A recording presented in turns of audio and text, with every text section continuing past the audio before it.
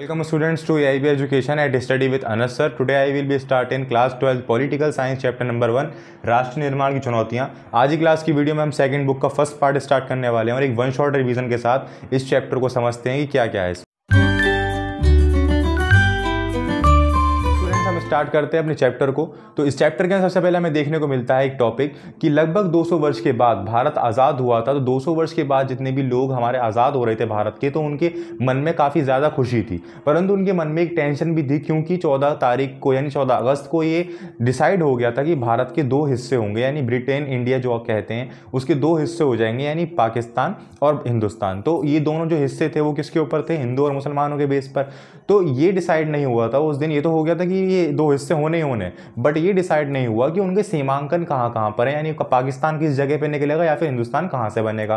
तो ये सब चीज़ें अभी तय नहीं हुई थी। तो पूरे देश की जनसंख्या खुश तो थी, पूरे देश की जनता खुश थी, परंतु उन्हें ये नहीं पता था कि वो इस समय पाकिस्तान में खड़े हैं या हिंदुस्तान में। तो ये 2-3 नंबर का क्वेश्चन आता है, आपको याद रखना जरूरी है। और इंपॉर्टेंट पॉइंट क्या है देखिए, इसमें संविधान सभा के विशेष सत्र में प्रधानमंत्री जवाहरलाल नेहरू ने भाग्यवधू से चिर प्रतिष्ठ भेंट या ट्रिस्टी विद डेस्टिनी के नाम से भाषण दिया था। यानी संविधान सभा के अंदर जो पहला भाषण दिया गया था उसका नाम था ट्रिस्टी विद डेस्टिनी, और ये किसने दिया था? संविधान सभा के प्रधानमंत्री जवाहरलाल नेहरू ने संविधान सभा के अंदर ये भाषण दिया। अब देखिए इसमें एक चीज और आती है हमें सीखने के लिए कि आजादी की लड़ाई के समय जो बातें थी हमारी, उनके ऊपर क्या क्या सहमति थी, यानी जो दो बातें दिखाई है जिन पर सभी सहमत थे। तो इसका मतलब यह है कि पहला तो देश का शासन लोकतंत्र तरीके से चलना चाहिए। जब देश की आजादी की लड़ाई चल रही थी, जितने भी नेता थे, जितने भी आंदोलन कर रहे थे, उन सभी का एक कॉमन पर्पस था कि भाई जब हमारा देश आजाद हो जाएगा तो हम अपने देश का शासन लोकतंत्र तरीके से चलाएंगे।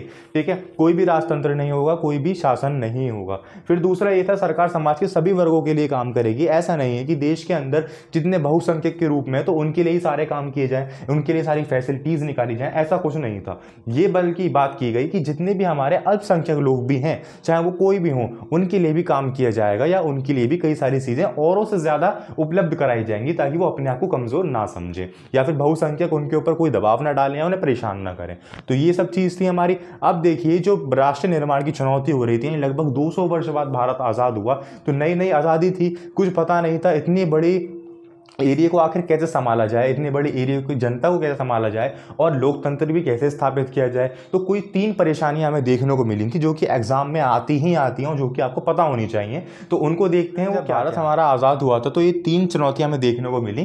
पहली आती है एकता और अखंडता की चुनौती। तो पूरे विश्व के अंदर भारत एक ऐसा देश है जिसके अंदर कई सारे लोग एक किसी न किसी चीज़ को मानने वाले लोग रहते हैं, यानी कई सारे धर्म के लोग रहते हैं, कई सारी जातियों के लोग रहते हैं। तो उन सभी लोगों को एकजुट लेके रखना, एकजुट के साथ विकास करना, यानी भारत को एक एकता का प्रतीक दिखाना सबसे बड़ी हमारी समस्या थी। और इस समस्या पे सभी सरकारों ने एक अच्छे तरीके से काम भी किया, तभी तो आज हम सब साथ में ही हैं। तो एकता और अखंडता की चुनौती सबसे पहले हमें देखने को मिली। सेकंड आती है लोकतंत्र की स्थापना करना। यानी ये तो हमने बात करी थी आज़ादी की लड़ाई के समय कि हम अपने देश के अंदर लोकतंत्र की स्थापना करेंगे, परंतु लोकतंत्र के भी कई सारे टाइप्स होते हैं, जिसके अंदर प्रधानमंत्री प्रमुख होता है, जिसके अंदर राष्ट्रपति प्रमुख होता है। तो कोई ऐसी लोकतंत्र की मतलब मेथड को लेके चलना जो कि सभी जनता के साथ में भी हो और सभी सरकार में भी हो, यानी कि ऐसा ना हो कि कोई एक ही शासन, एक ही सरकार सालों साल शासन करती रहे, है ना, राजतंत्र की तरह। तो इसी तरीके से हमारे देश के अंदर जो सबसे ज़्यादा जिसके वोट आएंगे उसी संस्था को अपनाया गया, तो जिससे पब्लिक इन्वॉल्व रहेगी। ठीक है, पब्लिक जिसको चाहेगी उसको सबसे ज़्यादा वोट देगी, वही जीत जाएगा, वही शासन में आ जाएगा। तो इस संस्था को अपनाया गया, लोकतंत्र की स्थापना की गई।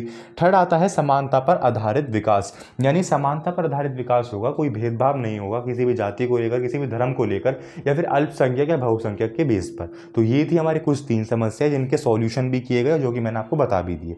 अब 2 और इंपॉर्टेंट पॉइंट्स देखते हैं इस चैप्टर की, जो कि नेक्स्ट टॉपिक हमें देखने को मिलता है भारत विभाजन, विस्थापन और परिणाम। यानी कि जैसे कि हमने देखा कि जब हमारा भारत आज़ाद हुआ था तो 14 अगस्त को ये डिसाइड हो गया था कि भारत के 2 हिस्से होंगे, हिंदुस्तान और पाकिस्तान के बेस पर। और ये किसके बेस पर हो रहे हैं? ये हिंदू और मुसलमानों के बेस पर हो रहे हैं। तो भारत का विभाजन किया गया। अब विभाजन तो हमने कर दिया, तो अब इसमें ये समस्या उठने लगी हमारी। विभाजन की समस्या में ये आया कि जो हम भारत का जो विभाजन कर रहे हैं वो किस बेस पे करें, यानी कौन सा हिस्सा निकालें। तो बात ये निकली कि जिस जगह पर ज़्यादा मुसलमान रहते हैं उस जगह को पाकिस्तान घोषित कर दिया जाए, बाकी जो बचेगा वो हिंदुस्तान रहेगा। तो पश्चिमी और पूर्वी पाकिस्तान निकाला गया पूरे हिंदुस्तान में से, पश्चिमी और पूर्वी। तो पश्चिमी और पूर्वी इलाके में सबसे ज़्यादा मुसलमान रहा करते थे, तो उन देशों को यानी उतने हिस्सों को पाकिस्तान बना दिया गया।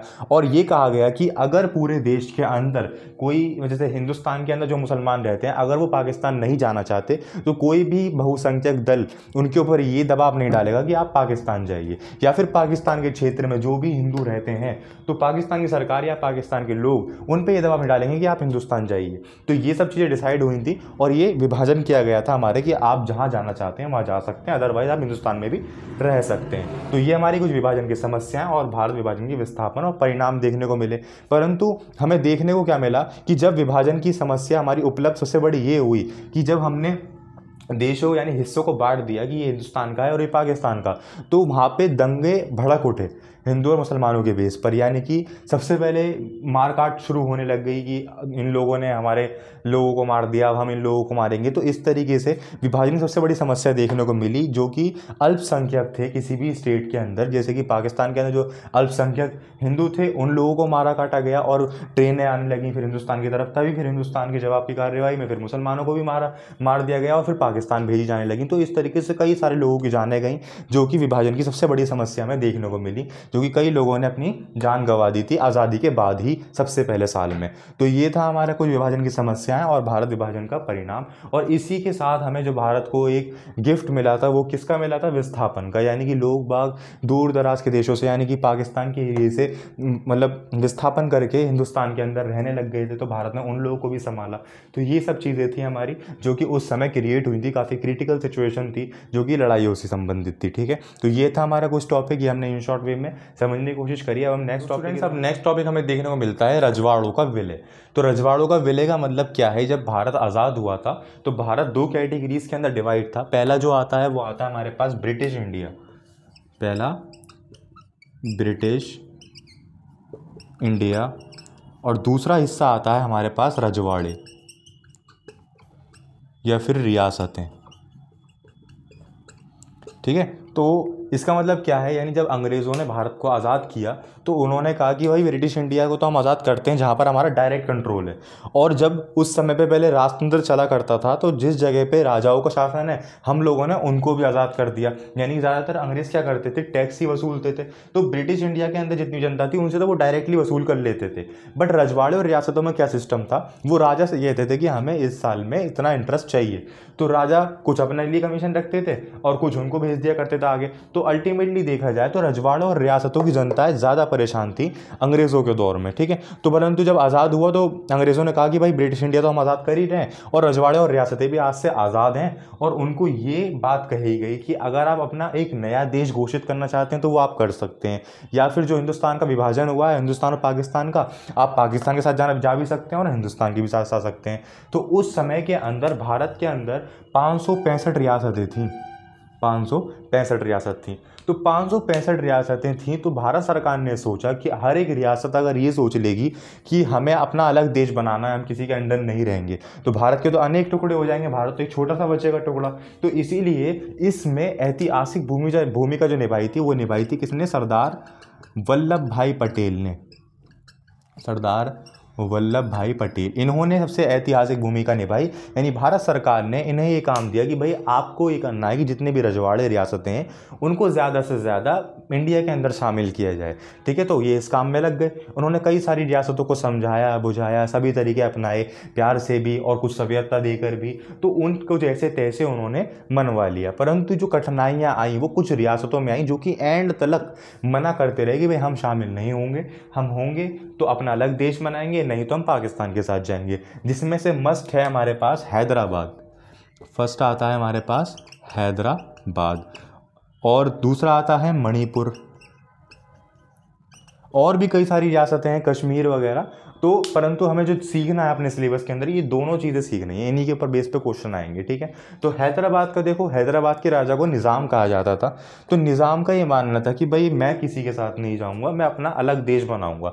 परंतु हैदराबाद की जनता थी वो चाहती थी कि हम भारतीय संघ के अंदर सम्मिलित हों। तो जब हैदराबाद की जनता को ये पता लगा कि भारत सरकार की तरफ से प्रस्ताव आया है हमें अपने अंदर सम्मिलित करने के लिए, तो वहाँ के लोगों ने आंदोलन करना शुरू कर दिया निज़ाम के खिलाफ काफ़ी। तो जब वहाँ के लोगों ने आंदोलन करना शुरू किया तो निज़ाम ने क्या किया, अपने सैनिक छोड़ दिया आंदोलन के ऊपर, उसे रजाकर के नाम से भी जाना जाता है। तो उन लोगों ने, जो आंदोलनकारी थे, उन लोगों को गोलियां मार दी, उन लोगों को मार दिया। तो इस तरीके से जब ये बात भारत सरकार को पता चली तो भारत सरकार ने अपनी सैनिक कार्रवाई शुरू करी और उसके बाद हैदराबाद को अपने लिए, अपने संघ के अंदर ले लिया और निज़ाम से हस्ताक्षर करवा लिए। परंतु इससे पहले हैदराबाद के शासक यानी निज़ाम को 1 साल का समय भी दिया था, ये भी आपको लिखना है। 1 साल का पहले समय दिया था, जब 1 साल तक हमें कोई रिस्पॉन्स नहीं मिला तब ये सब कार्रवाई हुई थी जो कि मैंने आपको बताई।